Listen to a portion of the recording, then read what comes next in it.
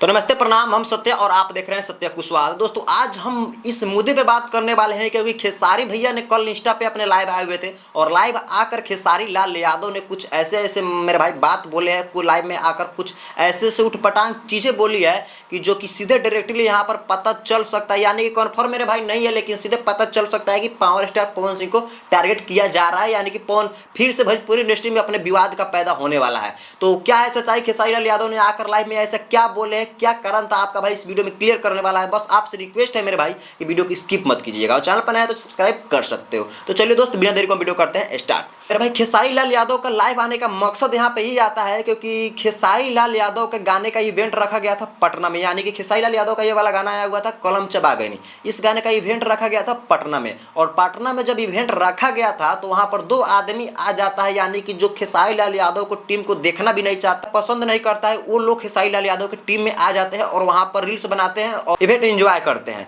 But वो कौन आदमी आप लोग तो जानते हो कि हम किसके बारे में बोल रहे हैं, यानी कि निर्भय सिंह राजपूत के बारे में बोल रहे हैं और दीपक सिंह राजपूत के बारे में बोल रहे हैं, क्योंकि वो पवन सिंह के कट्टर वाले फैन थे और पवन सिंह के साथ में ही रहते थे। बाकी खेसारी लाल यादव को पहचानने से भी पहले इनकार करते थे कि खेसारी लाल भोजपुरी इंडस्ट्री का कौन है। तो ये सब मुद्दे पे हम बात नहीं करने वाले हैं। मकसद क्या है खेसारी लाल यादव का, इस पे आज हम बात करने वाले हैं क्योंकि खेसारी लाल यादव का लाइव आकर कुछ ऐसे बात बोले हैं जो कि directly power star Pawan Singh को लग सकता है, but directly Khesari Lal Yadav power star Pawan Singh को बोले नहीं है, लेकिन जो ऐसे शब्द बोले हैं ना तो पावर स्टार पवन सिंह को छू कर निकल गए हैं। यानी कि पता चल रहा है कि पावर स्टार पवन सिंह को बोले हैं, लेकिन मेरे अंदाज से मेरे भाई की भोजपुरी इंडस्ट्री में विवाद ना हो तो ही अच्छा रहेगा, क्योंकि जब भोजपुरी इंडस्ट्री में विवाद होता है तो भोजपुरी इंडस्ट्री अच्छा नहीं लगता है। बड़े बड़े लेवल कंपनियों देखती है तो वो भी कहती है कि भोजपुरी इंडस्ट्री अच्छा नहीं है, हमेशा विवाद रहता है, गाली गलौज ये वो दिस डेट होते रहता है। तो मेरे अंदाज से भोजपुरी इंडस्ट्री में विवाद ना हो तो बेहतर रहेगा, अच्छा रहेगा, यानी कि दोनों आदमी कंपटीशन करे, अपने कामयाबी के बदौलत कंपटीशन करे, यानी कि खेसारी भैया हो या पावर स्टार पवन सिंह जी हो। विवाद आता है ना मेरे भाई, अच्छा नहीं लगता है। ये लाइव में आकर वो बोल दिया, वो लाइव में आकर ये बोल दिया, ये अच्छा नहीं लगता है। बट लाइव में क्या बोले हैं आप लोग अगर लाइव देखे होइएगा, पूरा फुल लाइव अगर आप लोग देखे होइएगा